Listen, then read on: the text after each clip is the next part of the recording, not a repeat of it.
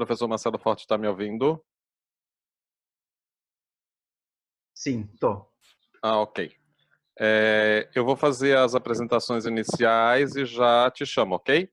Tá bem. Então, boa tarde novamente. Nós somos do grupo de Estúdio de Pintura Potec.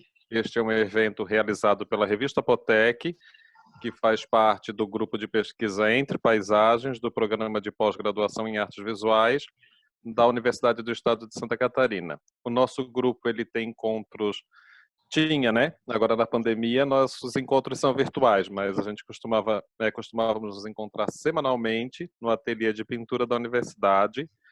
A universidade fica aqui na cidade de Florianópolis e desde já então, em nome da professora Josiele Lampert, que é a coordenadora e idealizadora do grupo de estudos, eu agradeço a todos, desejo um excelente encontro e também já aproveito e agradeço imensamente o aceite do professor Marcelo Forte de estar neste momento, neste período tão delicado, pensando esta formação aqui conosco.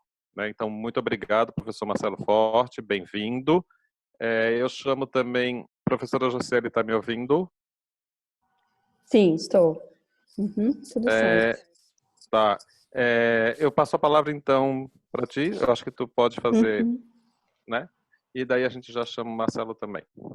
Ok. Obrigado. Obrigada. Antes de começar o encontro com o Marcelo hoje, eu quero agradecer a presença de todos vocês que estão aqui, que fizeram as inscrições e que estão acompanhando esse processo desses dias. Agradecer a participação de vocês também nas nossas redes, nas nossas mídias.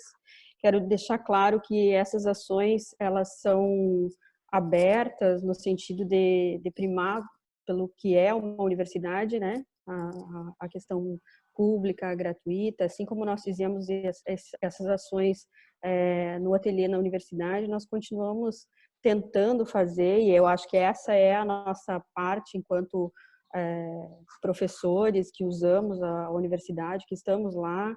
Então, é o mínimo, talvez, né, que a gente está fazendo para realizar esse encontro.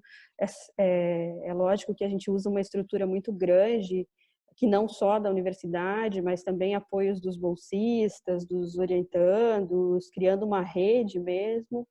A revista é todo o nosso, a revista Potec tem sido a nossa base para essa rede. E eu quero agradecer o Marcelo, que é um amigo muito querido, uma pessoa que eu tenho um carinho gigante e tem um trabalho muito bom. Um artista, professor fantástico e que tem um trabalho que é bastante singular, né? Ele vai contar essa história hoje para a gente e eu acho que vocês vão gostar muito do que ele tem a dizer hoje para nós. Marcelo, eu te agradeço imensamente, porque eu sei que você está do outro lado do oceano, num fuso horário diferente.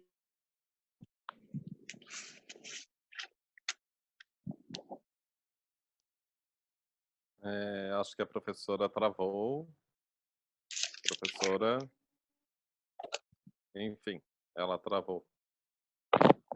Então, eu acho que eu continuo as palavras dela, que é agradecer ao Marcelo, que está, né, do outro lado do oceano, num fuso horário diferente, e mesmo assim ainda se dispôs tão tranquilamente a estar aqui nesse encontro conosco. Então, assim, Marcelo, a gente não tem esse protocolo de apresentação dos nossos convidados, né? Então, assim, tu pode começar te apresentando, falando um pouco sobre o que tu, né, da tua experiência em Portugal, o que tu está pesquisando. Fica bem à vontade, tá? Tá bem, obrigado. Bom, primeiro eu quero agradecer o convite, o Fábio, a Josiele, a equipe do Estúdio Apotec, e dizer que é ótimo poder ter esse momento, e eu acho muito bem pensado para esse momento que a gente está vivendo, esses encontros virtuais. Acho que é uma forma de nos aproximarmos uns dos outros, das pesquisas, daquilo que cada um está fazendo, e manter um contato mais afetivo e efetivo também. Então, desde já eu agradeço o convite.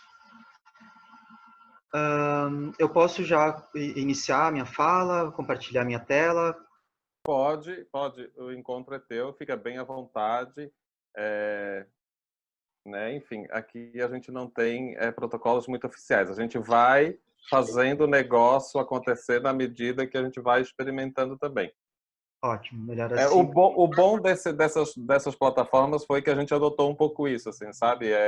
Vamos conversar, né? Como se estamos nas nossas casas, literalmente, né? Então, ó, eu já estou tomando café. Vida Então, real, Marcelo. Um prof, chimarrão. Um bom chimarrão. prof, tu sabe que tu ficou travada, né?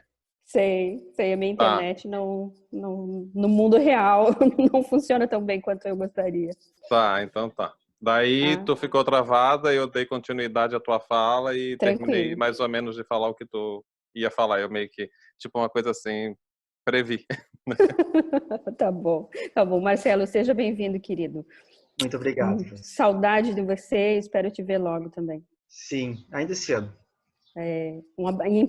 No formato presencial, abraçando também, pertinho. Sim, com certeza. Seja muito bem-vindo.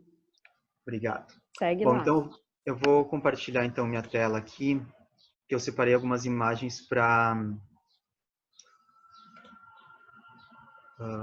ir mostrando ao longo da minha fala. Deixa eu só colocar a tela cheia. A minha internet até é boa, mas o meu computador já não responde tão bem. Então, assim, eu tenho que ter uma paciência para ele ficar a tela cheia. Não posso ficar brigando com ele, porque é no tempo dele. Agora foi. Bem, quando eu recebi esse convite para falar um pouco sobre professores artistas, eu fiquei pensando de que forma eu poderia fazer essa abordagem, se eu partiria por questões teóricas, se eu pegaria em autores, ou se eu lançaria nomes de outros professores artistas para discutirmos sobre. Mas, como eu desenvolvi uma pesquisa recente no meu doutoramento, e que foi uma pesquisa autoetnográfica, ou seja, pensando nas minhas próprias produções ao longo da investigação, eu decidi trazer um pouco dessa experiência vivida recentemente e que ainda está fervilhando na minha cabeça e que por isso para mim é mais tranquilo de ir falando sobre. E aí tem algumas peculiaridades, algumas coisas que foram acontecendo neste período que colaboram para essa minha fala nesse momento. Bem,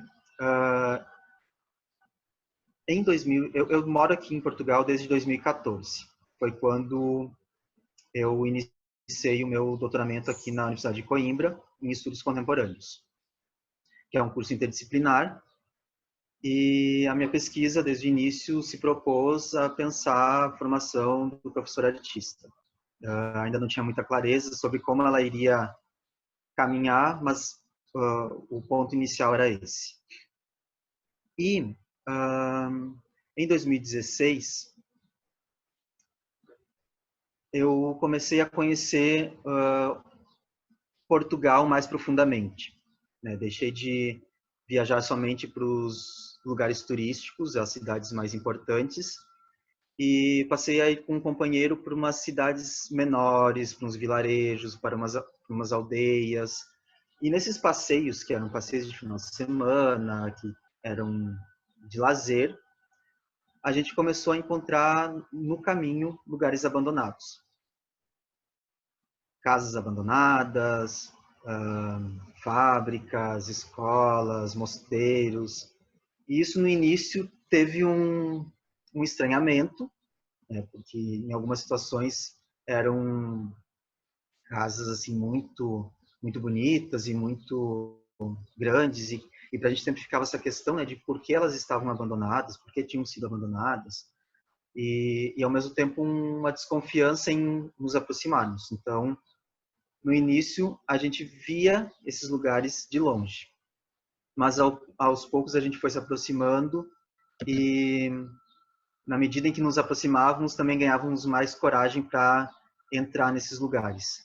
E foi aí que a gente começou algumas incursões, algumas explorações de lugares abandonados aqui de Portugal, principalmente aqui na região onde eu vivo, na região de Coimbra, cidades mais próximas, nesses vilarejos e aldeias. E fomos encontrando diversos lugares, e alguns lugares muito incríveis, cheios de memórias, de histórias presentes nesses lugares. Alguns mais deteriorados pelo tempo, outros mais conservados, alguns já em ruínas, assim, a ponto de não haver possibilidade de entrarmos, porque o chão já havia ruído, enfim, por diversas outras questões. Na medida também que essas explorações iam aumentando, também eu começava a me interessar mais visualmente por esses lugares, né? Então, tirando fotos, fazendo pequenos vídeos, e aí eu fui percebendo que havia uma qualidade artística nesses lugares, não apenas isso já não era mais uma saída a passeio, não era mais um lazer da minha parte, principalmente, mas era sim uma busca por algo que enchesse os olhos, que causasse essa paixão mesmo por esses lugares. E aí, essas fotografias, eu não tenho uma formação em fotografia, eu não tenho esse traquejo para a configuração da luz, a configuração da câmera e tal, mas eu gosto particularmente dos recortes que eu fiz, desses enquadramentos dos lugares. Isso me interessou bastante e segue me interessando. Na medida também que essas explorações aumentavam,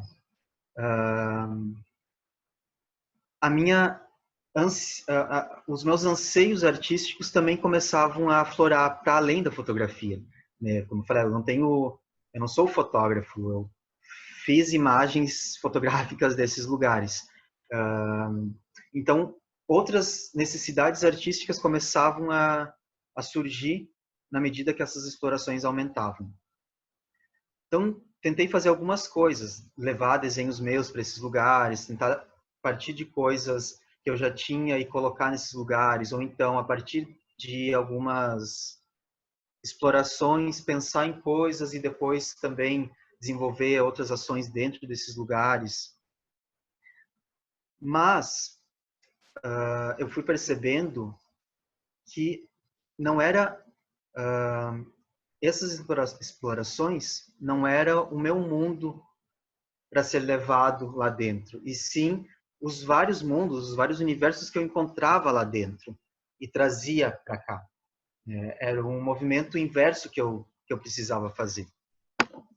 Foi então que eu comecei a olhar para os objetos desses lugares, olhar para as peculiaridades que estavam ali e que poderiam vir comigo, poderiam ser resgatados para o meu ateliê, para que eu pudesse produzir a partir desses objetos.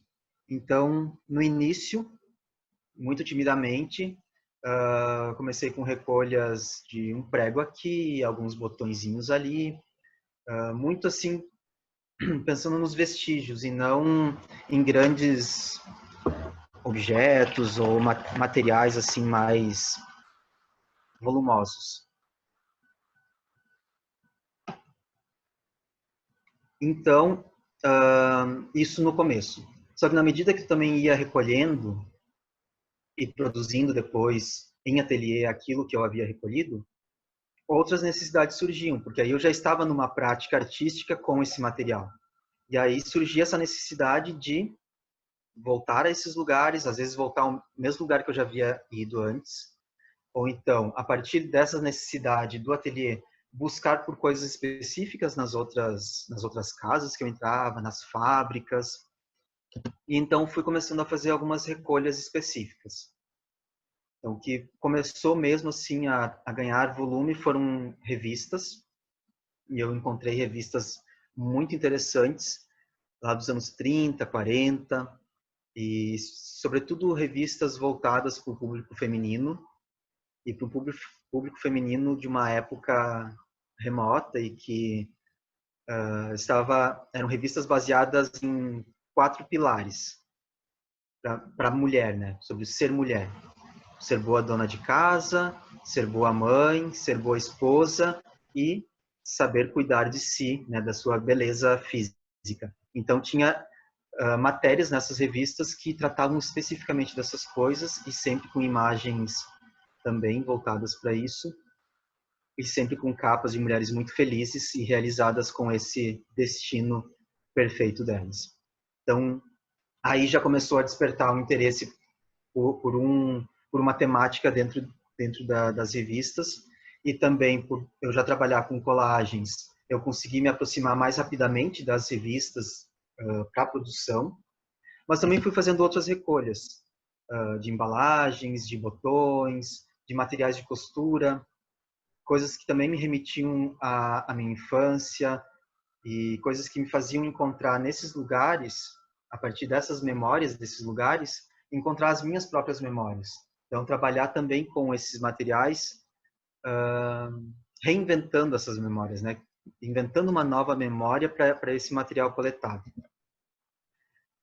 E aí foram encontrados os envelopes, cartas, botões, livros antigos, essas latinhas de embalagens que tinham uma utilidade, mas que passaram a ter outra utilidade nessas casas, em geral para guardar coisas de costura, botões, agulhas, ou então documentos, e que, resgatado desses lugares, passaram também a ter uma nova, não utilidade, né, porque não é o caso de ser um utilitário, mas de uma nova identidade, um novo modo de ser desses objetos. Também encontrei roupas, guardanapos, lenços. Também me interessava mais esses já com desgaste, esses comidos, não sei se por ratos ou por traças ou sei lá que bicho. E esses que demarcam mesmo o tempo existente neles, né? Essa vida desgastada deles. E aí fui produzindo e tenho produzido com esse material. Tenho uma diversidade de coisas já feitas, de colagens, de pinturas, de desenhos, de assemblagens e de bordados, não sei se falei. E tenho ainda muitos outros materiais que estão no modo de espera, que é para outras produções futuras. E aí que eu comecei a pensar nesses desbravamentos na constituição do professor artista. Primeiro, pensar os desbravamentos enquanto essa ação de explorar os lugares. Eu não consigo nominar o momento exato em que a palavra desbravamento surgiu, mas foi provavelmente em alguns dos relatos que eu fiz aos meus amigos sobre essas explorações. Essas explorações, elas tinham para mim como uma aventura muito grande, assim, de desbravar, de adentrar no desconhecido, de explorar algo totalmente desconhecido que eu não sabia o que eu ia encontrar nesses lugares. Então, eu tinha um receio muito grande de entrar. Mas a partir do momento que eu ia entrando e explorando quartos, banheiros, salas, e ia descobrindo nesses espaços e nesses objetos presentes nesses lugares, eu ia descobrindo em mim esse modo desbravador, essa ânsia e esse desejo por explorar cada vez mais, por encontrar cada vez mais outros lugares. E também fui percebendo isso nesse modo artístico de produzir. E disso tudo eu estava no momento de desenvolver uma pesquisa, e uma pesquisa autoetnográfica que pensava justamente nos meus processos, e eu fui me dando conta que na medida que eu elencava algumas questões, alguns conceitos para pensar a minha produção artística, eu também estava elencando possibilidades de de questões, de conceitos, para falar sobre os meus modos de ser professor, os meus modos de ser professor artista. Então, eu comecei a pensar no desbravamento. O que era o desbravamento para a minha pesquisa, para o meu modo de ser professor. E aí fui fazendo essa retomada da minha memória também. Eu sempre volto essas coisas da memória, eu sempre volto na minha própria memória para pensar como os meus processos eles vêm se desenvolvendo ao longo dos anos. Então, voltei para a minha licenciatura em artes visuais, lá na UFSM, e como foi, na UFSM, Universidade Federal de Santa Maria, e como foi fazer esse desbravamento, né? Como foi sair de uma cidade do interior e ir para uma outra cidade, para o desconhecido, para conviver com pessoas que não eram minha família, que não eram aquelas pessoas que estavam há 20 anos convivendo comigo, que sabiam das minhas manias e que eu sabia das manias delas. E como que era conviver com essas novas pessoas, mas também conviver dentro de um curso novo, e que aí muitas outras pessoas podem pensar que eu não saí da minha cidade, então não passei por isso. Passou porque entrou nesse curso e viveu essas experiências com esse curso que embora a gente possa imaginar várias coisas antes de entrar nele, quando a gente entra, a gente se depara com uma série de outras coisas inesperadas, com uma série de textos que a gente não espera que vá ler dentro de um curso de artes visuais, de textos que a gente tem que ler e textos que a gente tem que escrever, o tanto de conteúdo teórico que tem para além da produção artística, né? E, sobretudo, para quem adentra nos espaços da docência, da licenciatura, da educação. E tudo isso foi um grande desbravamento, e depois pensando nesses outros processos, né, de formação continuada, mestrado, doutoramento, de sair do Rio Grande do Sul e ir para Goiânia, e para Goiás, para fazer o meu mestrado em arte e cultura visual, e lá ter passado pela experiência de professor, primeiro no EAD das artes visuais, como tutor e como orientador de TCC, e depois no presencial, como professor de desenho, e como conseguir pensar nisso também como um processo de formação.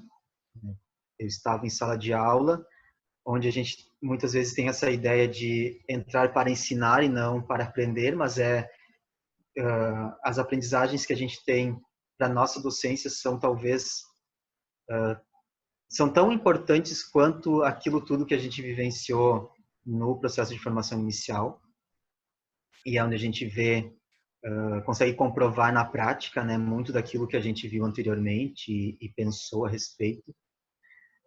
E esses processos de formação me trouxeram até Portugal, nesse desbravamento de atravessar um oceano e de pensar como passei a me relacionar com esse país novo, com essa cultura nova, com essas pessoas, com essa universidade, com esses professores novos, com uma forma de ensino-aprendizagem diferente daquela que eu vinha vivenciando lá aí no Brasil.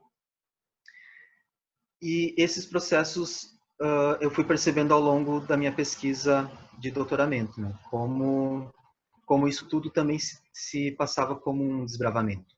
E como que eu lidava com esse desbravamento inserido nele.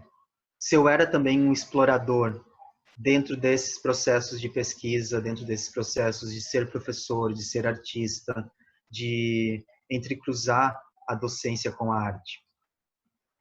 E aí também comecei a pensar nesses objetos encontrados, nessas memórias encontradas nesses lugares, como que eu me relacionava com isso tudo que estava ali, nesses lugares, mas também isso tudo que estava ali na minha vida cotidiana, naquilo que eu estava fazendo nas minhas rotinas, naquilo que eu estava fazendo no doutoramento, na pesquisa, nos seminários, né, nas aulas e nas diversas outras instâncias vividas durante esse período.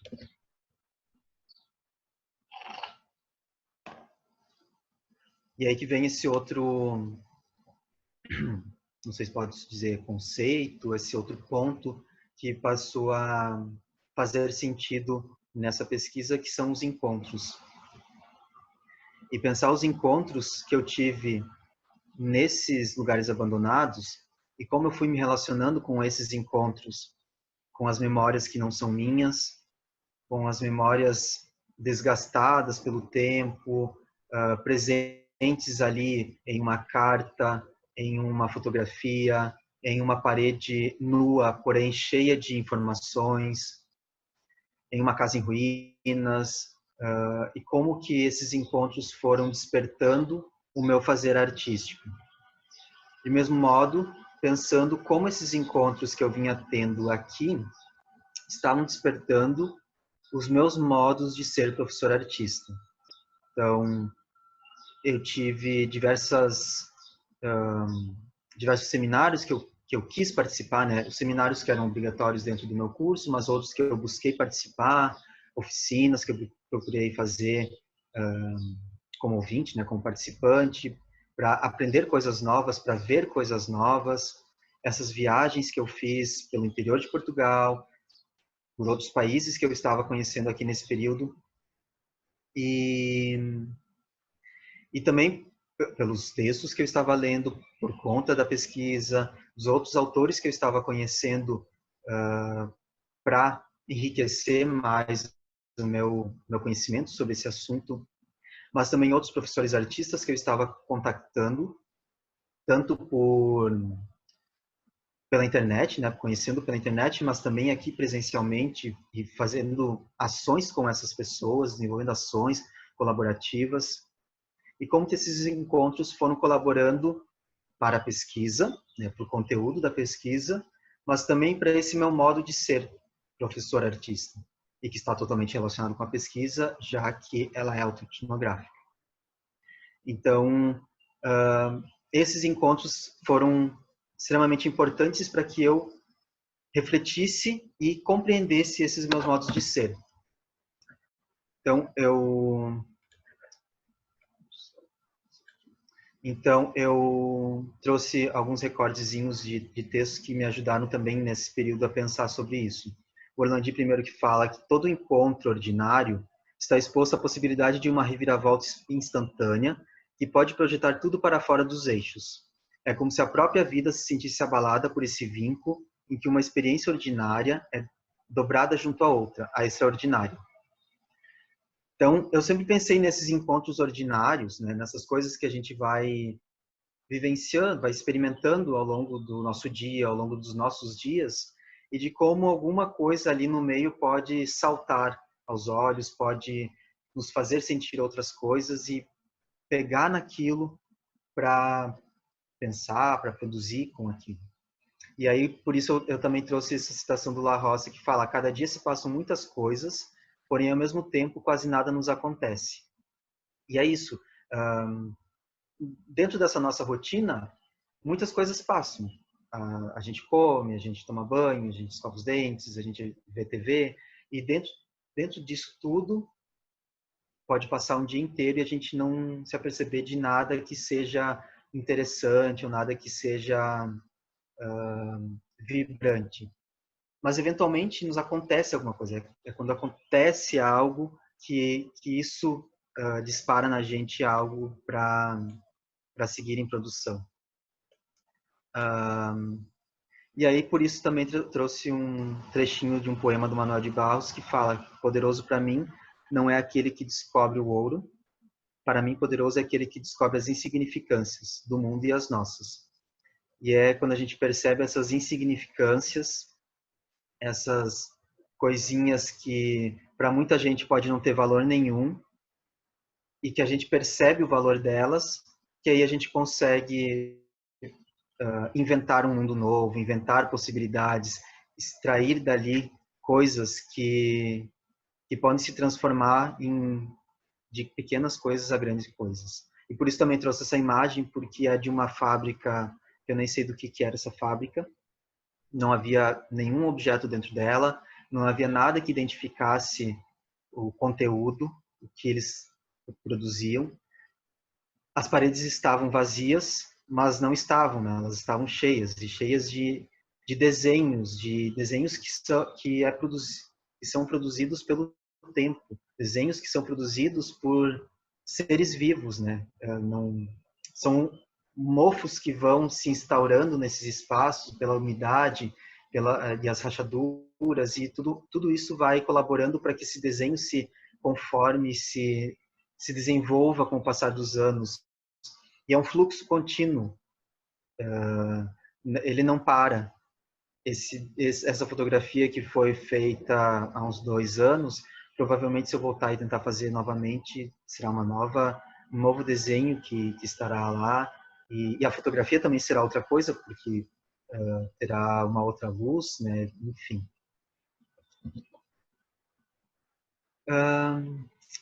E aí, como que esse processo me constitui em professor artista? Eu acho que eu já fui antecipando na minha fala um pouco disso, e é de pensar que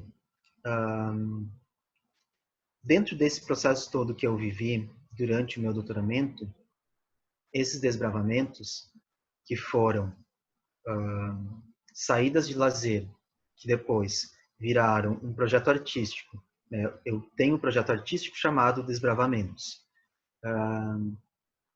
Dentro dessa produção artística, foi perceber que, enquanto eu produzia artisticamente, eu não desvinculava o meu ser professor disso.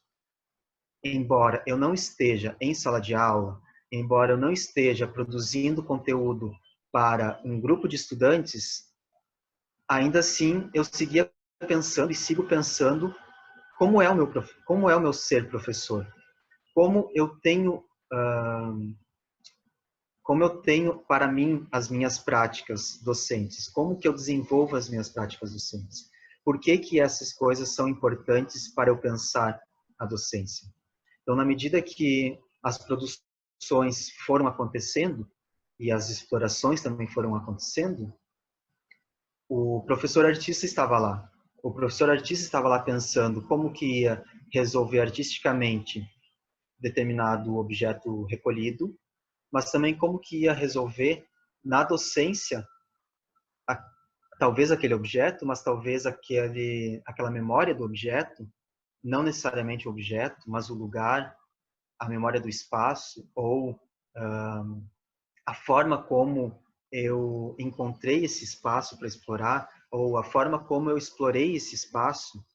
E aí a gente entra, né, na questão metodológica de pensar como eu exploro um espaço e como eu exploro o meu espaço de professor dentro da sala de aula. E aí eu trouxe algumas imagens desses objetos recolhidos e já com uma nova vida, com uma reinvenção de memória, com uma nova memória desses objetos. E aqui são essas embalagenzinhas de lata, não sei o que continha. Nesse continha já essas lantejoulas, essas miçangas pequenininhas, e o que eu fiz foi a colagem. E gosto de trabalhar com essa ideia do que está ali meio escondido, também por causa dessa relação com os lugares abandonados, né? Dessa necessidade de descobrir dentro deles, mas também porque remete a um trabalho anterior meu, que é um trabalho mais participativo, que mobiliza as pessoas, que chama as pessoas ao toque, né? A necessidade do toque nesses objetos. Também os bordados, tem alguns bordados em roupas de crianças, são roupas infantis. Esse está escrito: vivo no silêncio gritante do rebentar de meus fios, e tem muito a ver com essa memória da infância, essa memória presente em uma roupa que é de criança, mas que está velha, então a roupa é velha, quem vestiu a roupa, se não é velha, já morreu, porque são roupas encontradas numa casa que parou provavelmente nos anos 40, dado outras informações que eu fui encontrando na casa. Então, são pertencentes a um passado muito distante e que tem uma história muito antiga e uma memória muito antiga. Então, trabalhei com essa questão, né, do desgaste, do tempo e desse tecido já rebentado, desse tecido já fluido, fraco. Também algumas coisas em roupas de adultos, alguns lenços de adultos também, colagens também sobre esses pratos de cerâmica, que eu encontrei numa fábrica próxima aqui da minha casa. Decidi manter essa sujeira, essa mancha que havia nos pratos, justamente para seguir falando sobre essa temporalidade, sobre essa vida que existe nesses objetos, essa vida que já está marcada, né? Como as rugas de uma pessoa velha, como essas marcas do tempo que ficam em uma pessoa também presentes nesses objetos. E deixei linkado o meu Instagram, porque das imagens produzidas artisticamente são só essas que eu trouxe, mas há diversas outras já feitas e que estão lá disponíveis e que estarão ainda disponíveis porque eu sigo produzindo. Mas também tem depois como que essas imagens foram percorrendo os espaços da docência. E eu falo a docência num campo estendido, né? Pensando que quando eu faço uma fala como essa hoje aqui com vocês, quando eu vou para um congresso, quando eu vou para um seminário, quando eu dou uma oficina, eu também estou exercendo a minha docência.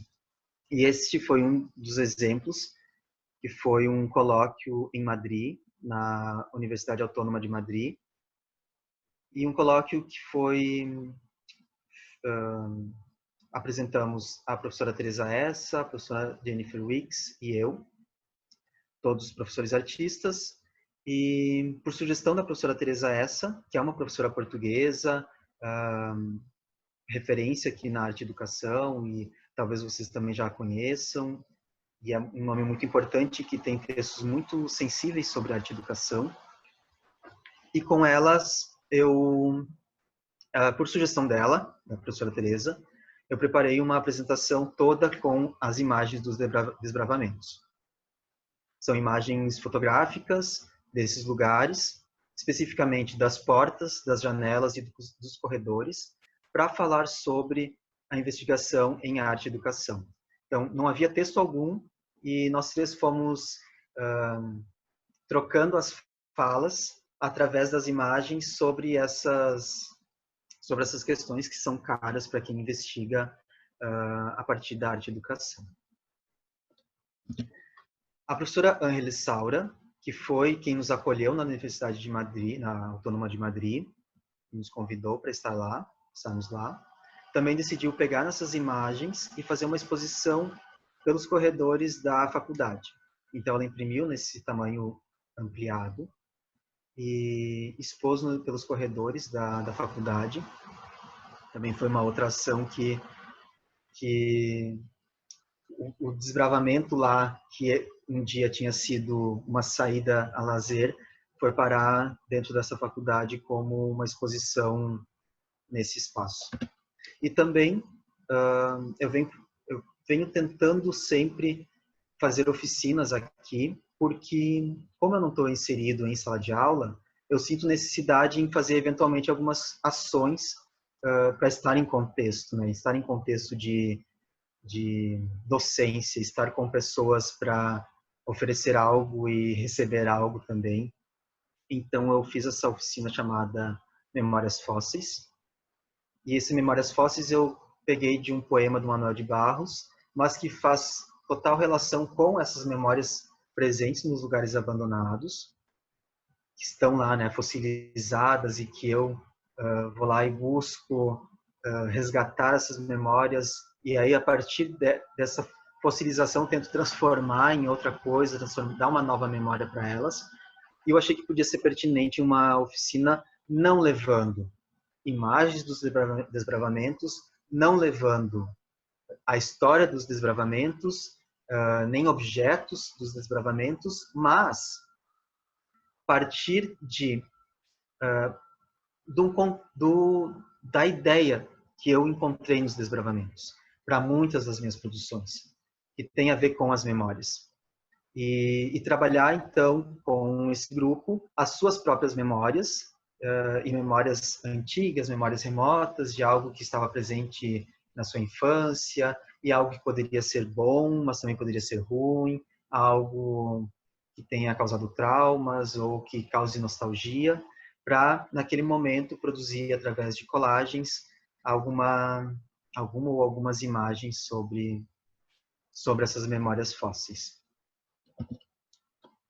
Bom, e aí eu trouxe uma citação que é possível que a maioria dos que estejam aqui hoje, pelo menos, ainda conhecem, que é da professora Lucy Lamper, que ela fala algo que para mim assim é basicamente aquilo que eu acredito e aquilo que eu invisto nos meus modos de ser professor artista, aquilo que eu vejo enquanto algo para ser partilhado com os outros e para ser conectado aos outros professores artistas, às outras professoras artistas do mundo. O que ela fala? Perceber no ato criativo a concepção de planejamento e metodologia para aulas, bem como da relevância em ter processos criativos singulares e experimentações, seja por meio de cadernos, diários, anotações, até em produção sistemática que pode estar ou não inserida em um sistema e circuito de arte, ou da conversa com artistas e reflexões sobre outros textos e diálogos e exemplos de outros processos. E é basicamente isso que eu tenho sempre tentado fazer e percebo estar fazer mesmo quando não... Deixa eu acender uma luz aqui.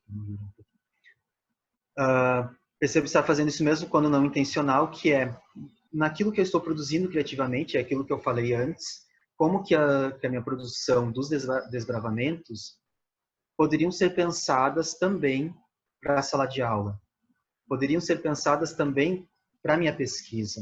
Como que essa ação de explorar, de desbravar, poderia ter tanto assunto para eu seguir agora, um ano depois da minha defesa de tese, seguir falando, seguir produzindo artigos e seguir vendo como isso ainda está vivo e ainda é possível produzir tanto artisticamente, metodologicamente para as minhas aulas, e também para eu seguir pensando os meus modos de ser professor artista.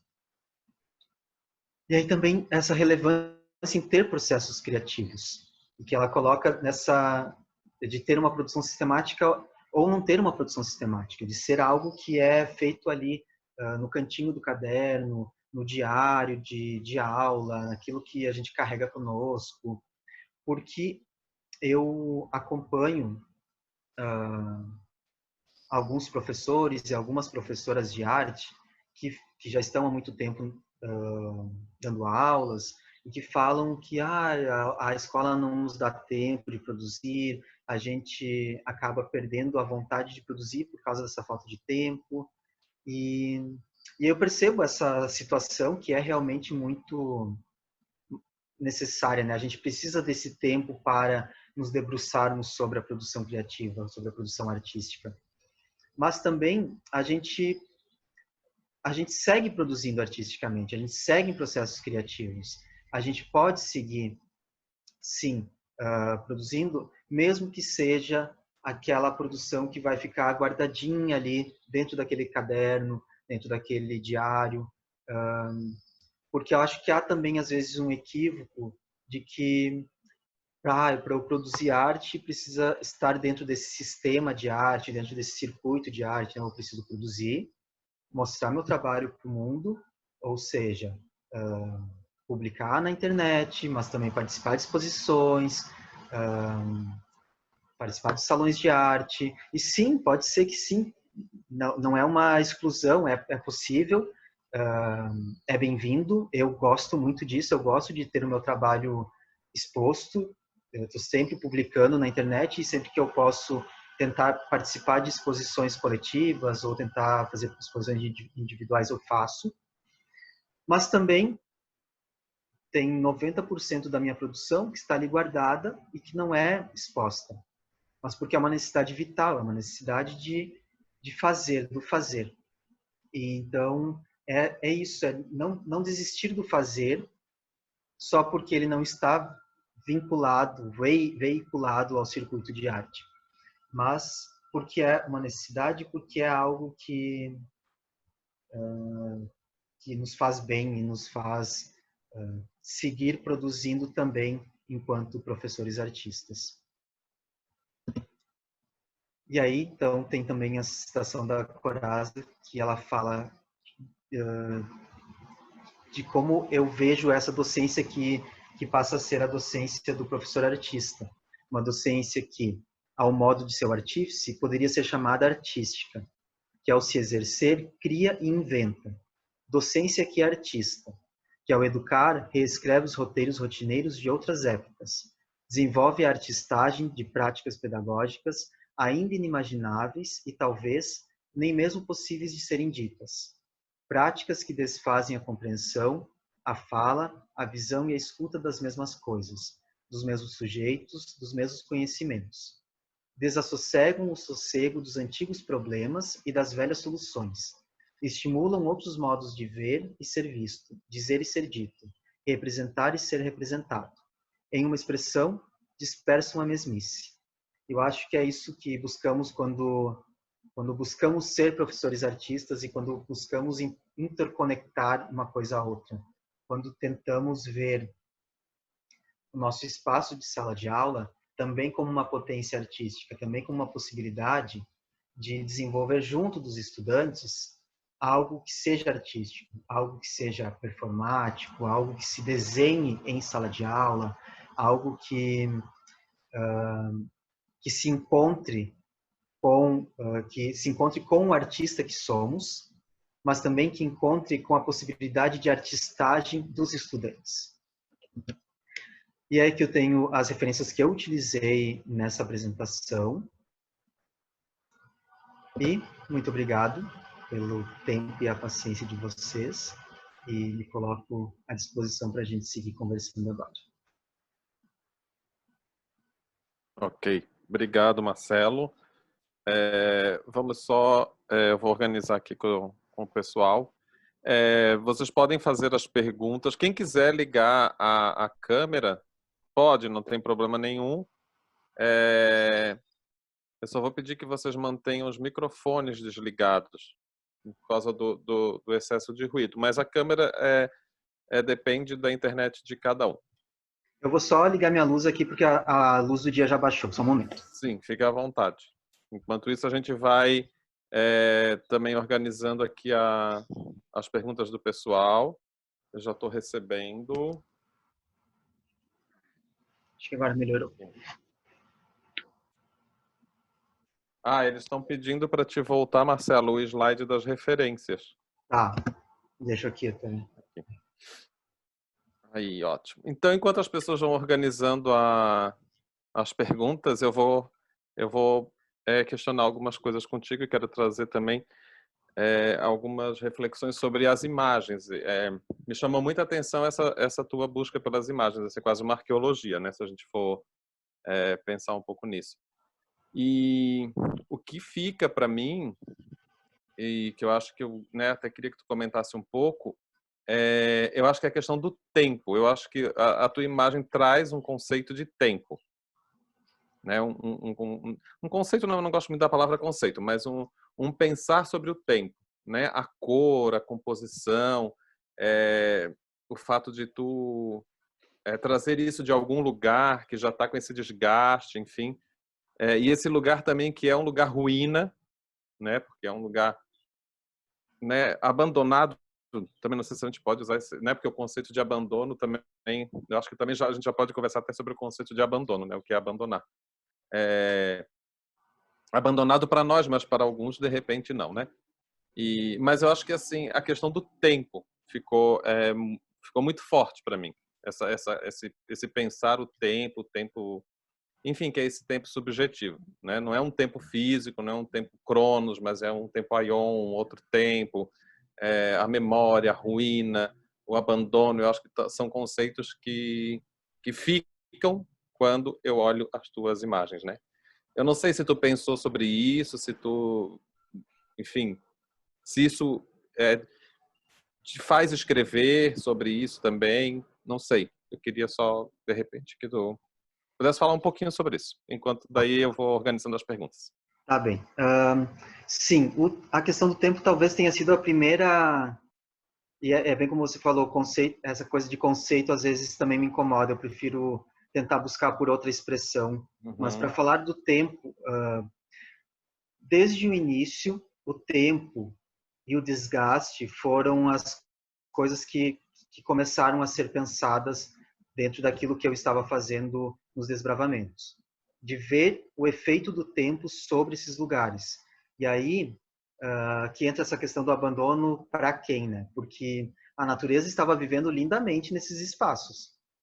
Então, ela estava abandonada por seres humanos, e nem sempre, porque em diversas fábricas, principalmente fábricas, era possível perceber vestígios de vida humana ali, né? Dessas pessoas desabrigadas que acabavam ocupando esses lugares por um tempo determinado. Que é algo que também me chamou muito a atenção, porque parece que há um nomadismo dessas pessoas desabrigadas, porque eu sempre pensei, nossa, tem casas abandonadas tão incríveis que elas poderiam ser ocupadas por essas pessoas sem teto para sempre, elas poderiam viver ali para sempre. Mas eu acho que justamente por ter essa coisa do privado, é que essas pessoas também não se demoram demais nesses lugares.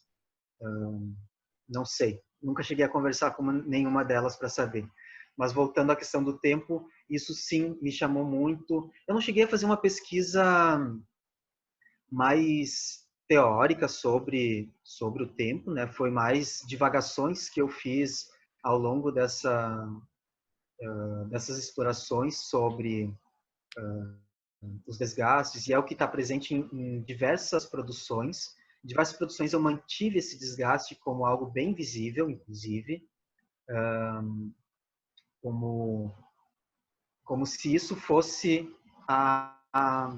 aquilo que eu quisesse de fato mostrar naquela produção, né? O desgaste, o que o tempo havia feito naquele objeto, para depois falar de outras coisas que aí que foram atravessadas por esses outros objetos. Eu também sempre venho fazendo isso. Na medida que eu vou encontrando coisas nos lugares, eu procuro entrecruzar essas memórias. Então, eu pego o prato que é de uma fábrica de cerâmica, mas eu trago a história lá das revistas que falam do comportamento das mulheres e tento fazer uma conexão uma coisa com a outra.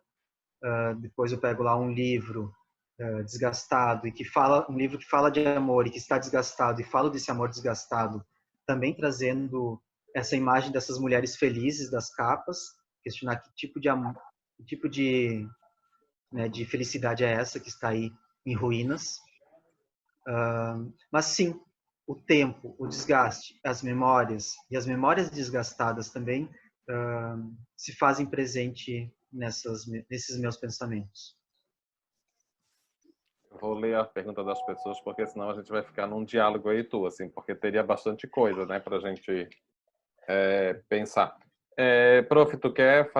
quando eu falo prof, é a Jocélia, eu falo com toda essa intimidade porque ela me orientou no mestrado e no doutorado, né? A intimidade é uma coisa terrível, né? Mas tudo bem. Vamos seguir assim. Prof, tu quer perguntar alguma coisa? Não, eu queria, não é bem uma pergunta, eu queria ver se o Marcelo tem algum diário, algum caderno dele aí por perto que ele pudesse mostrar, porque eu tive a oportunidade de conhecer os cadernos e ficar uma noite com todos os cadernos dele, e é muito mágico, assim, poder folhear cada desenho. Ele tem uma espécie de mapa, eu nem sei se mapa é a palavra certa para isso. Mas se você tiver algo aí, Marcelo, e poder mostrar, eu acho que ia ser muito interessante, porque é uma forma de registro, é uma forma de criar outro diálogo, uma anotação para pensar depois, um desenho para ser feito depois. Eu acho que o povo vai curtir se você mostrar. Tá, eu já vou engatar uma pergunta que tem a ver com isso. Daí tu já faz duas coisas ao mesmo tempo, assim, porque a Ana Nóbrega pergunta. Primeiro ela te agradece, depois ela pergunta, gostaria de saber se você fez um registro dos locais de onde retirou os materiais, como um mapa, por exemplo. Então, eu acho que já tem a ver um pouco com o que a José pergunta, né? Tá, eu posso fechar então o meu compartilhamento de imagem aqui para poder mostrar na Pode. câmera Isso, fica os cheia. diários. Isso. Aí deixa eu só dar uma dica pro pessoal. É o seguinte, para vocês verem bem a tela do Marcelo, no canto direito, em cima tem uma coisinha com 3 pontinhos azuis. Se vocês clicarem ali, bem, não está aparecendo para mim agora. Miguel, tu pode fixar a tela do Marcelo para todo mundo? Miguel? Deixa eu só resolver essa coisinha, que daí tu fica para todo mundo cheio, entendeu? Ah. Miguel, tá me ouvindo?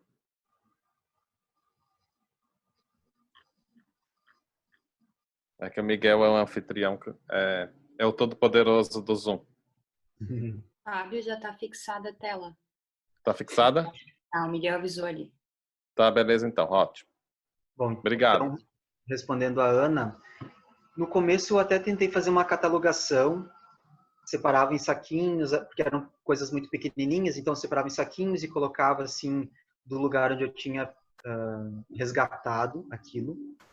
Só que não é o meu modus operandi, então eu não tenho esse tipo de modo de agir na minha vida. Eu não consigo ser assim tão organizado com as coisas, e isso foi se perdendo, sobretudo na medida em que as coisas foram ganhando uma proporção maior, que não teria como eu isolá-las em saquinhos, e portanto não tem essa catalogação, mas obviamente quase todas as coisas que eu tenho resgatadas e quase todas as fotografias que eu fiz, eu sei de onde elas foram feitas, onde foram resgatadas essas coisas, e em que contexto. Falando dos diários, tenho aqui a caixa, aqui já bem à mão. Durante a minha investigação foram produzidos 4 diários. E nesses diários, eu procurei relacionar tudo que eu estava vivendo, né? Por ser essa pesquisa que explorava tudo que eu fazia, tudo que estava ali, que poderia colaborar ou não, e voltando àquelas citações, né, de pensar que mesmo nas coisas ínfimas, mesmo nas coisas insignificantes, às vezes pode ter algo que surja mais para frente, pode ter algo que me faça recordar mais para frente. Então eu fui anotando, comecei com este, já está bem desgastado, bem velhinho, e eu fui trazendo, como a professora Josi falou, iniciei com alguns mapeamentos sobre a pesquisa, sempre assim, ó, de tempos em tempos eu precisava mapear isso que eu estava pesquisando para tentar não sair do foco também, porque é algo que também acontece comigo, com esse meu modo de ser, de me perder às vezes no caminho, por traçar uma pesquisa aberta, né, por querer ter uma pesquisa aberta, muitas vezes a gente corre o risco de se perder no caminho. Então eu sempre precisava fazer novamente essas, deixa eu ver se eu acho aqui um desses mapeamentos. Aqui tem um, mas não é exatamente sobre a pesquisa, é sobre uma disciplina. Mas enfim, esse primeiro diário, ele foi muito presente nas disciplinas do doutoramento, que era o meu caderno que eu levava para as aulas. Então tem muitas coisas que estavam presentes naquelas falas dos professores, às vezes numa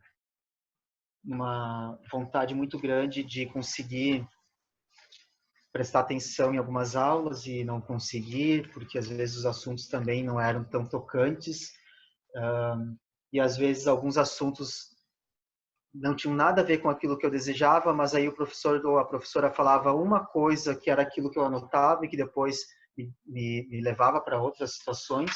Aqui achei.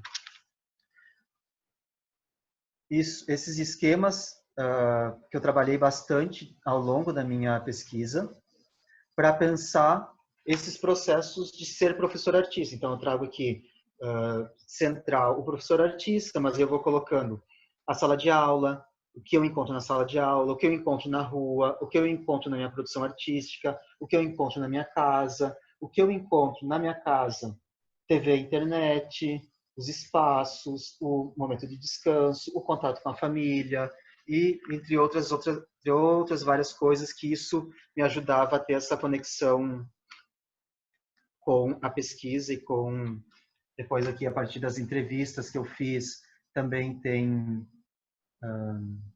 pontuações e formas de eu pegar em assuntos e chamar aqueles assuntos para relevância, né? De pensar ao longo da entrevista, a pessoa entrevistada falou 50 minutos, mas tem aquela palavra, aquela expressão, aquele momento que são determinantes para depois a minha pesquisa.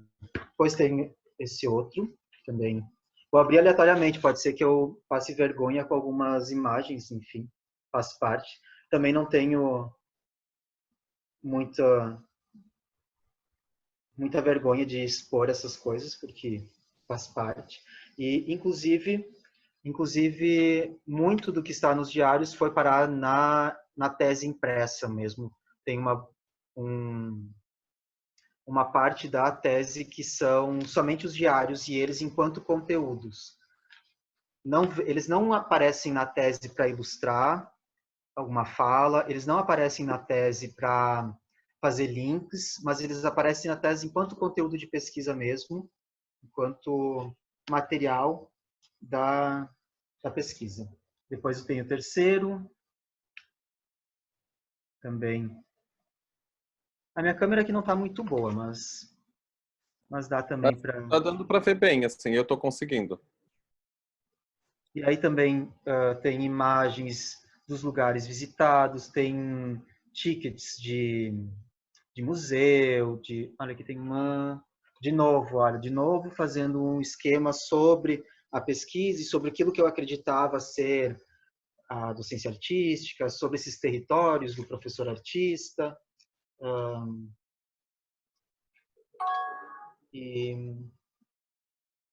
Enfim. E depois também os diários começam a ter mais conteúdo teórico, na medida em também que eu vou me aprofundando mais, isso que eu parto diário, na medida que eu vou me aprofundando mais nas questões teóricas para a pesquisa, o diário também ele começa a ter uma outra visualidade. As imagens seguem aparecendo, né, dos lugares que eu vou visitando, das coisas que eu vou fazendo, seguem os esquemas também, mas também começa a participar coisas que eu encontro nos lugares abandonados, enfim, outras vivências, outras experiências aqui de Portugal, e de coisas que eu vou coletando nesse processo de pesquisa e outros autores que eu vou lendo, e mais esquemas, enfim.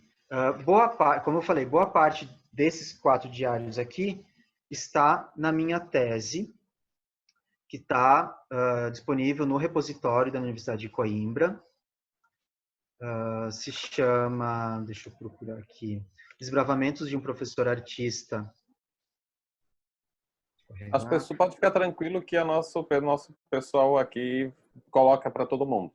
Tá? Eu vou pedir para que os meninos que estão aqui auxiliando a gente procurem no repositório da universidade e coloquem um link aqui no bate-papo para o pessoal acessar. Pode ficar tranquilo que eles fazem isso.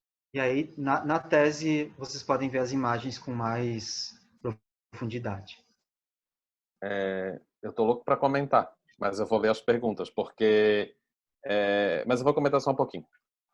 Eu tenho também esse exercício do diário, e quando eu estava no processo de escrita da tese, e com aquela dificuldade toda de por onde eu começo a escrever, né? Enfim, essas angústias que quem escreve uma tese tem.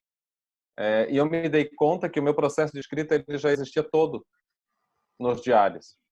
Então, o meu exercício foi de ficar escaneando, né, e a partir deles ir construindo uma escrita. Essa escrita, né, que a academia nos exige, porque Hoje, quando eu olho os diários ou paro para pensar, isso é uma forma conteúdo. Sim.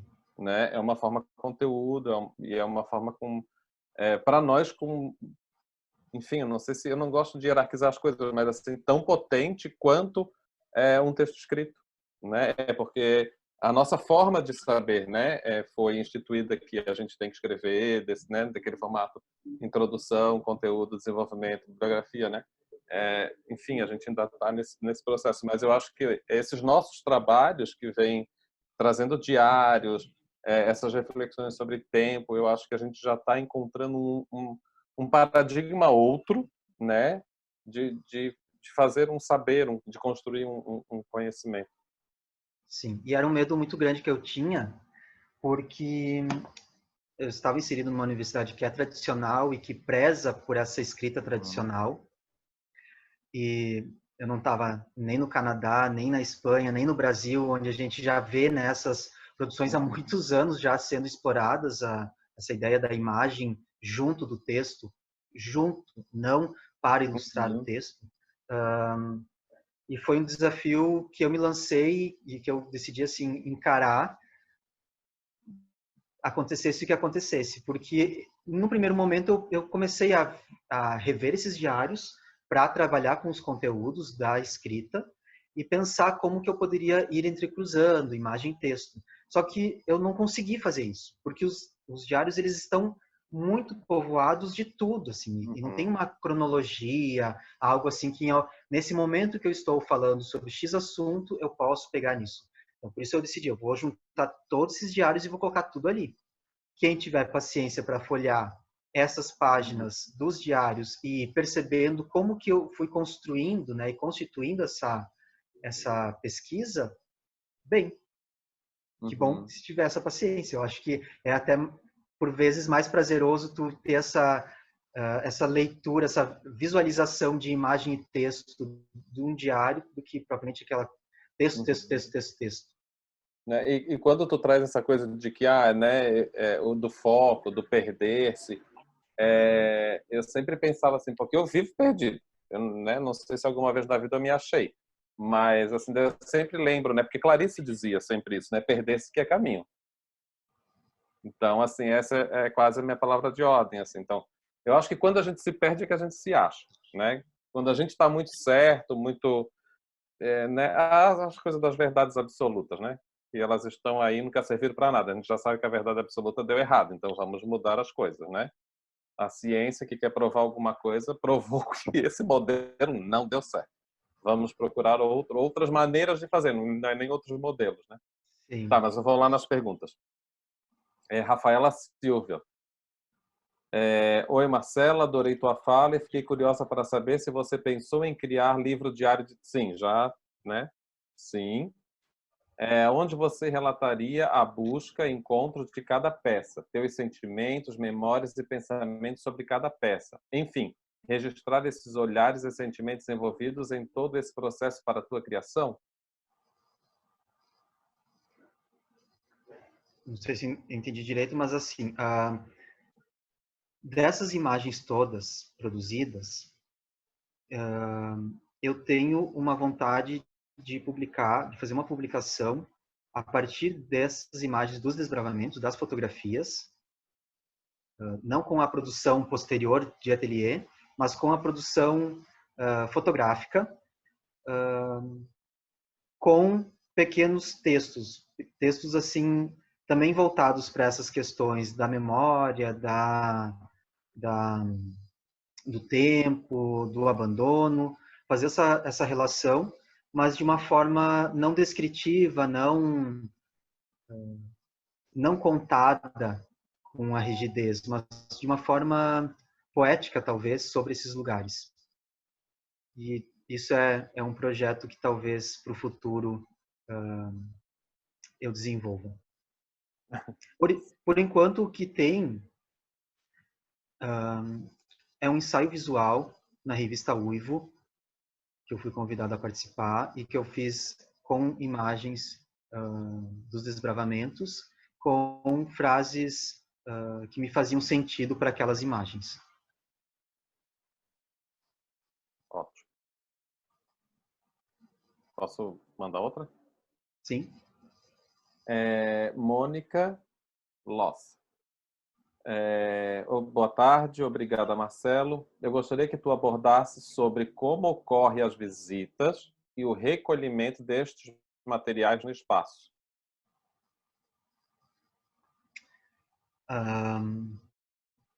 Bom, essas saídas pelos desbravamentos foram sempre derivas, nunca foram objetivadas, assim, vamos para esse endereço e lá vamos encontrar essa casa. Elas sempre aconteceram ao acaso, e quando a gente tentou procurar por lugares específicos, não tivemos sucesso. Porque há lugares que são abandonados e que são já famosos por serem abandonados aqui em Portugal. Só que esses lugares eles já acabam sendo lugares turísticos e limitados e às vezes fechados e às vezes não despertam tanto quanto esses lugares encontrados ao acaso. Então, esses diversos lugares encontrados foram sim por passeios, às vezes muito à deriva, às vezes com uma intencionalidade, mas sem saber que seria aquela casa, que seria aquela fábrica, aquela escola. E depois as recolhas, no início, como eu falei, foram muito tímidas, eram aquelas coisinhas pequenas, ínfimas, que não representariam uma falta para o espaço. Só que na medida também que eu fui me sentindo mais à vontade com esses espaços e percebendo que esses objetos que estão ali, nesse lugar abandonado, o tempo vai consumi-los. Então, é uma atitude minha, deixar que o tempo os consuma ou que eu dê uma nova vida para eles. E eu preferi dar uma nova vida para diversos objetos e foi por isso que eu fiz esse resgate de muitos deles. Entretanto, não fiz de tudo. E aí também vem uma outra questão nessa seleção, né? Que é o espaço que eu demando, né? Meu ateliê é dentro da minha casa, então eu não poderia recolher tudo que eu quisesse. Eu não poderia juntar muita coisa, porque eu também não teria como guardar, arquivar essas coisas. E então tem isso, tem essa relação também com o meu espaço pessoal e depois com as coisas que foram me tocando afetivamente. Coisas que me despertavam o olhar, que despertavam o visualmente. Então, por exemplo, tem umas casas que eu entrei umas 5 vezes nelas. E cada vez que eu entrava, eu descobria coisas novas. A casa era a mesma, os objetos eram os mesmos, mas a cada vez que eu ia, eu estava com o meu olhar diferente e a minha busca passava a ser diferente. A minha intenção era diferente. E eu consegui, então, encontrar outras possibilidades, outras imagens, outras poéticas. Porque desde o começo, eu enxergava esses lugares como lugares de poesia.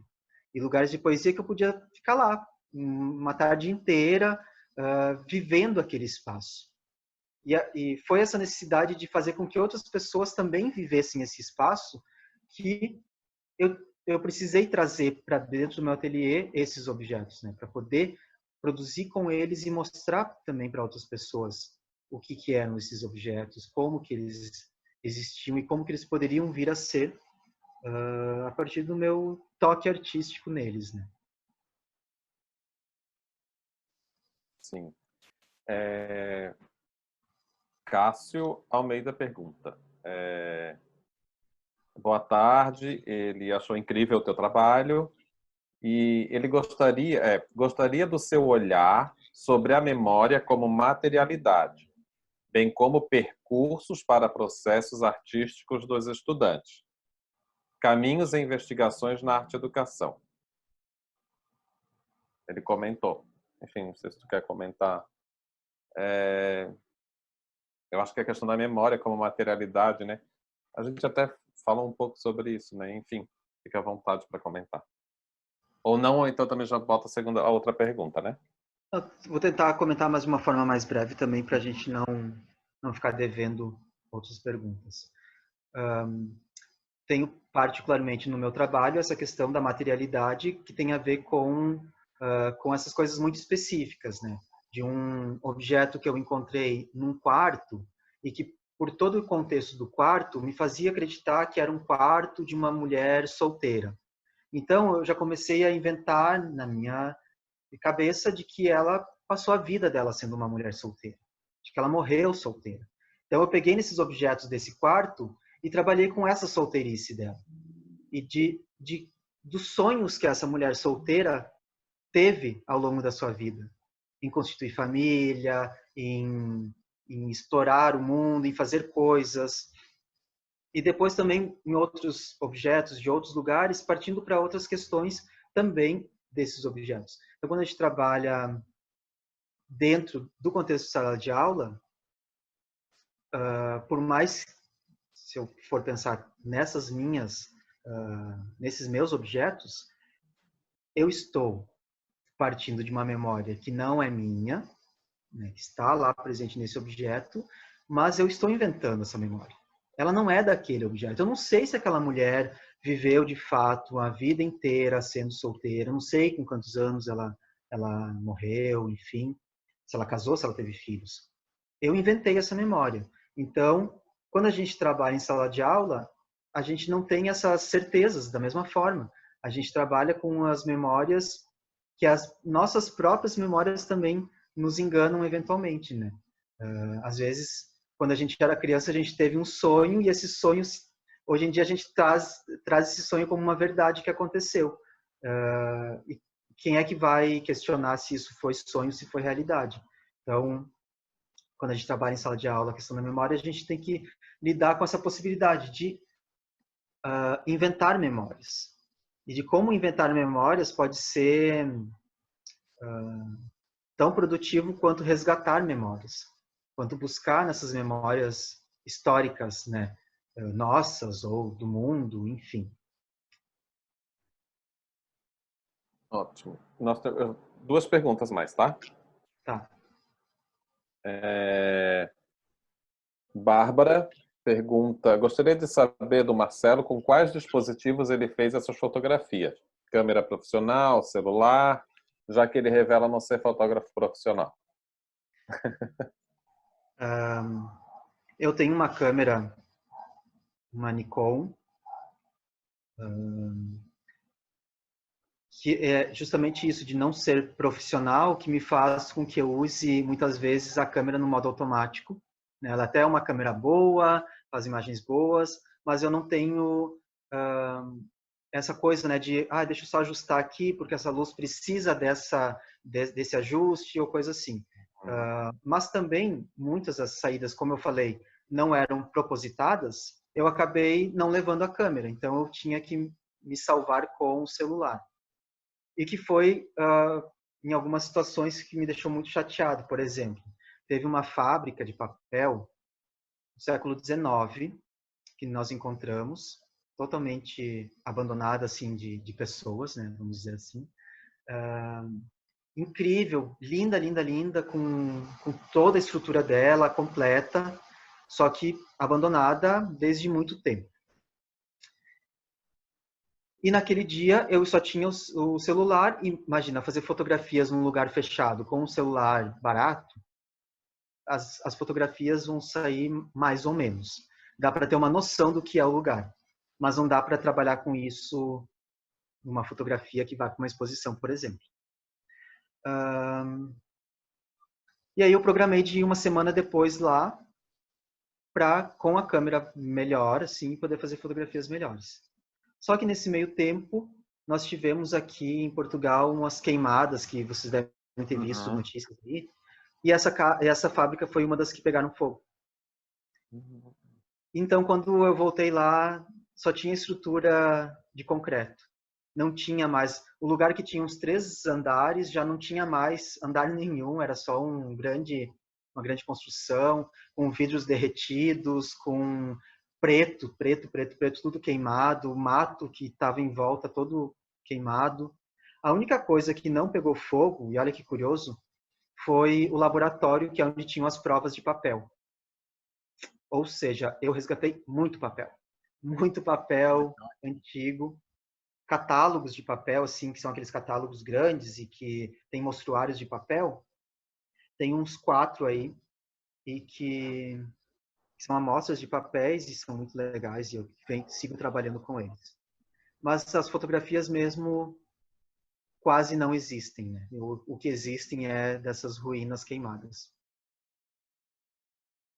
Marta pergunta, Marcelo, o autor Solá Morales desenvolveu um conceito sobre lugares abandonados que chamou de Terranvag, que diz ser um lugar abandonado, mas, mais do que isso, um lugar de promessa de algo, um outro lugar do possível. Você compreende suas imagens como um Terranvag?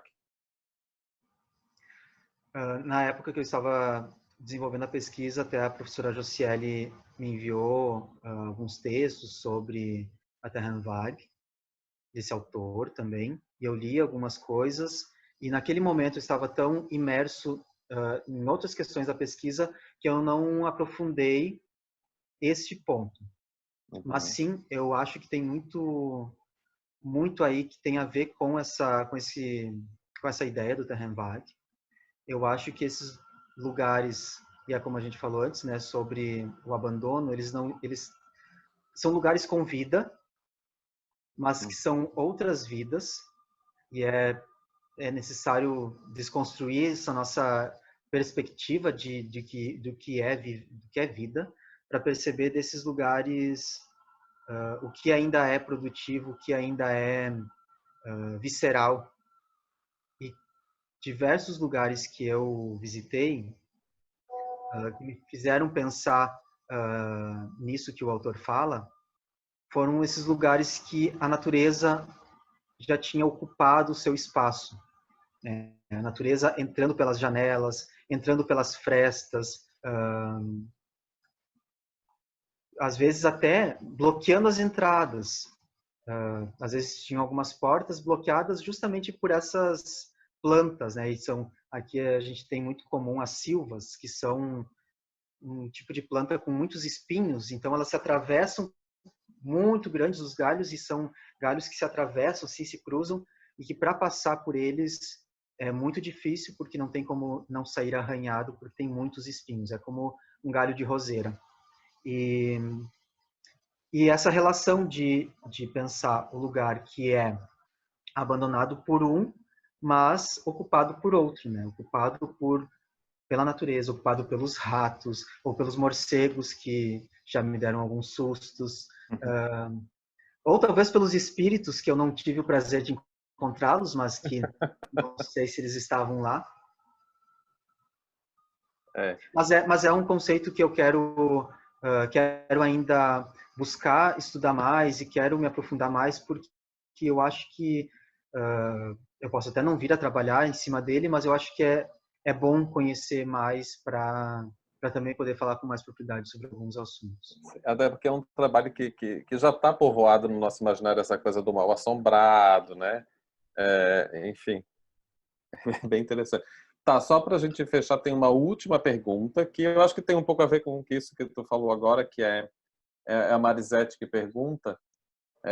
Você teve curiosidade ou oportunidade de saber as histórias dessas casas, lugares, quem morou ali, as histórias dessas pessoas? Ou foram só ficções mesmo que tu criou, né? São ficções, porque eu nunca encontrei com proprietários desses lugares. Então, a ideia que eu faço, inclusive, é de que esses lugares não foram propriamente abandonados por aqueles que viveram neles, mas que provavelmente foram pessoas que morreram e que os seus descendentes não reivindicaram, né?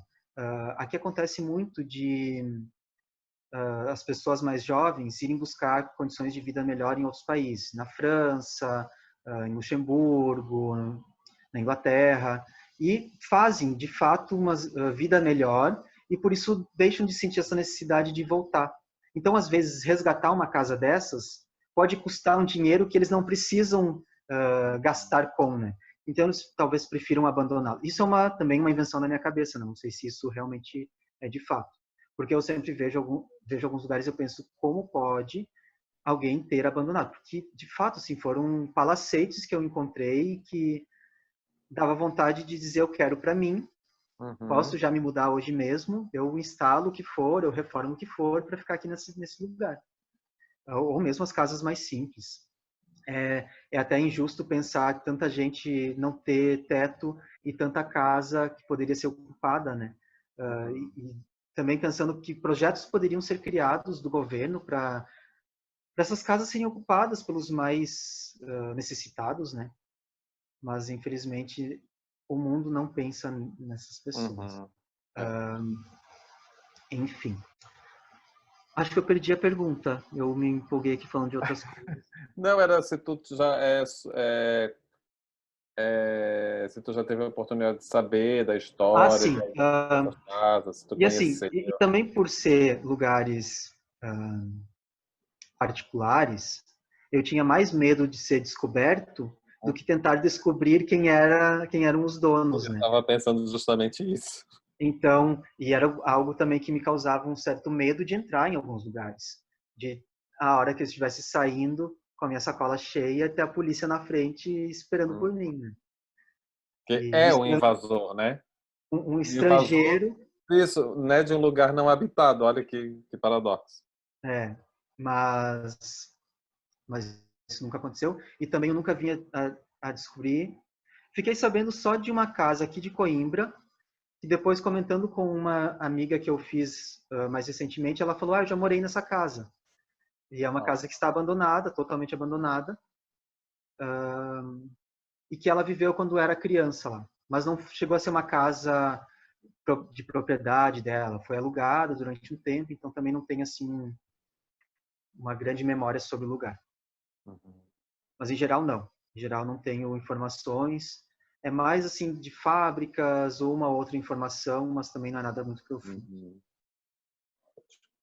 Marcelo, eu acho que, né, nós podemos finalizar, já vamos para 1h30 de encontro, né? Tá? Eu acho que, para mim, foi uma tarde fantástica, maravilhosa, enfim. Saber um pouco do teu trabalho, a gente conhece pelo que lê aqui dos teus artigos na revista. Certamente tu vai receber um convite para um ensaio visual na nossa revista, que a gente ficou, né, curiosíssimo com essas imagens, né? Agora, de repente, num formato só ensaio visual mesmo. E mais uma vez te agradecer, né? Eu acho que vamos manter diálogo, enfim, eu acho que as tuas pesquisas também têm muito a ver com a Apotec, com o que a gente faz aqui, e eu acho que a gente precisa consolidar essas pesquisas que vêm desses diários né, e que produzem essas imagens e conversar mais sobre, né? E são esses momentos, né, que a gente está tentando oportunizar, criar esses diálogos. Então, te agradeço. A Aline também te agradece. A Aline Nunes, queridíssima. E, enfim, estamos aqui, né, super dispostos a dialogar mais vezes, né, e profundamente assim te agradeço, né, pela recepção, enfim, pelo aceite imediato, pela disposição. Eu acho que são esses momentos que estão mantendo a nossa sanidade, né, nesse período tão complicado que estamos todos vivendo. Eu não sei se a Prof, eu não sei se a Prof está... Eu tô aqui, eu tô ouvindo tudinho, assim. Marcelo, eu te agradeço também pela possibilidade de te ouvir, de estar contigo um pouquinho. Eu conheço a tua pesquisa, te acompanhei nessa caminhada que a gente sabe que não é fácil, não é simples, né? É um desbravamento em todos os sentidos, é uma tensão, é correr o risco. Acho que escrever uma tese e fazer uma investigação desse tamanho requer essa coragem também, né? E acho que tem algo que para mim traz a tua fala, é uma certa potência nesse ser artista professor, né?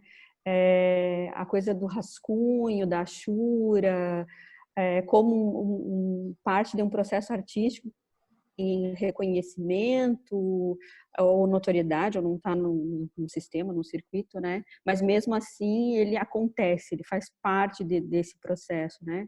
Dessa investigação. Acho que tu tem um caminho fantástico.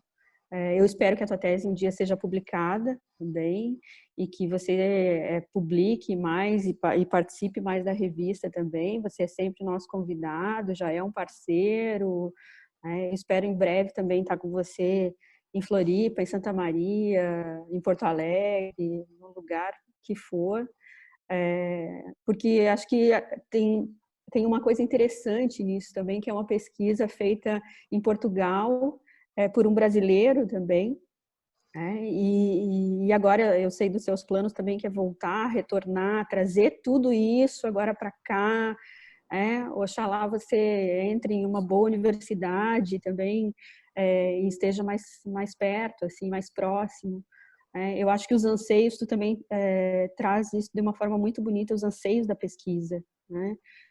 E isso é maravilhoso, porque assim, você traz os medos, as inseguranças, a busca, a dúvida, e isso é uma coisa muito própria do pesquisador, né?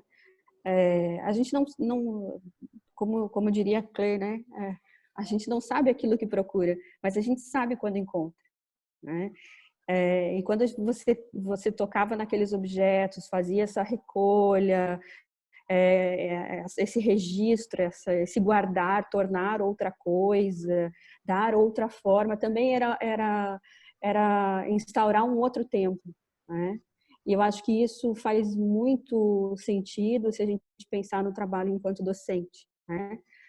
Na nossa produção de sentido diário, nas nossas lutas, nas nossas angústias que a gente passa, sobretudo agora que cada um está recluso na sua casa, e você traz essa ruína, essas casas que foram habitadas, é impossível a gente também não fazer essa relação com o espaço que habitamos, a forma como habitamos, onde estamos, né? E você ainda traz as ficções ainda sobre esse espaço. Então, é um entrecruzamento desses, que não são de conceitos, são de ideias, são de processos, e eu acho que isso é o que constitui o que não se explica mesmo, mas se denomina como arte. Então, eu só tenho a te agradecer e esperar, tão logo isso tudo passe, que você esteja mais próximo de nós. Imagina, eu que agradeço, fiquei bastante feliz com o convite.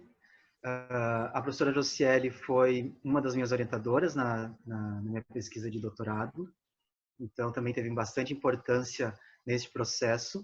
A Aline, que falou aí agora há pouco, também foi extremamente importante para os meus choramingos, porque além de colega de profissão, ela é uma amiga muito íntima e que me aguentou em diversos momentos e que me ajudou, inclusive, a me puxar de volta, assim, naqueles momentos em que eu me sentia transitando demais para os lados e para fora, e ela sempre me ajudando a dizer, não, tá certo, tá por aí, vai, segue nesse caminho. Então, são pessoas muito importantes para mim, dentro da pesquisa, mas também fora dela, e que são inspiradoras também. Josiele me inspira demais a pensar a docência, a pensar o ser professor artista, a pensar o quanto a gente pode contaminar os outros e sermos contaminados pelos outros, e que está aí nas nossas mãos, e que a gente pode pegar essas coisas miúdas e transformar em grandes coisas. Obrigado pelo convite, obrigado por estarem sempre me inserindo, sempre por me convidando para as coisas, e continuem porque eu gosto muito. É uma casa que eu já me sinto parte, e quero sim ser parte presencial também, mas também quero dizer que essa quarentena veio a calhar, porque esses encontros, eu acho que depois que acabar a quarentena vocês devem seguir com eles, fazendo encontros assim virtuais, porque eu acho que é uma forma da gente conseguir se conectar, e eu que estou aqui desse lado do oceano participar de coisas ali, mas também de outras pessoas que estão espalhadas e que também querem esse momento, também querem saber o que vocês estão produzindo aí dentro do estúdio, e que são coisas fabulosas pelas coisas que a gente vem acompanhando. Muito obrigado. Imagina, certamente nós vamos... eu vou ficar aqui batendo na mente da professora para continuar. A Aline, só para falar também, a Aline vai estar conosco mês que vem, não sei quando ainda, mas aqui uma notícia inédita agora aqui, exclusiva, né, que eu falei com ela, estava seduzindo ela essa tarde para fazer alguma coisa conosco, então já fiquem atentos que a Aline vai estar aí em junho com uma proposta bem bacana, assim, mas aí é surpresa, só falei agora para causar o desejo. Né? Então, obrigado, Marcelo, certamente vamos conversar mais e, enfim, que outras coisas surjam, né? Obrigado pela paciência em me ouvir. Imagina, não foi ótimo. Que bom. Então, assim, os informes, as pessoas que precisam de certificado, essas coisas, fiquem atentas aos e-mails que a gente vai estar comunicando. A live do Marcelo, esse encontro fica gravado, mas vai levar alguns dias para ir para o nosso canal do YouTube, porque passa por todo um processo de edição, né, de readequação de mídia, mas em breve, também não fiquem ansiosos, em breve estará lá. Até a tua tese já foi disponibilizada aqui no bate-papo, tá? Então, obrigado, né? Tentamos nos manter em casa, protegidos, e até uma próxima reunião, tá? Um beijo e até breve. Tchau, tchau. Tchau, tchau.